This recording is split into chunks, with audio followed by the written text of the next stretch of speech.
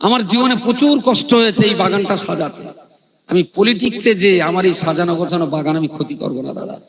Politics করার আরো অনেক মুসলমান আছে, তারা করবে, আমি পলিটিক্সে যাব না। আজও বলছি, আমার কোনো কালই পলিটিক্সে লড়ার ইচ্ছা নেই। সুন্নতুল জামাত কোন রাজনৈতিক সংগঠন নয়, কিন্তু এর পরেও যদি মনে রাজনীতি করব, সুন্নতুল জামাত থেকে রিজাইন দিয়ে আমি ওই দলের আর একটা রেজিস্ট্রেশন পার্টি অফিস করে পার্টি করে নিলাম, সুন্নতুল জামাত ঠিক থেকে গেল।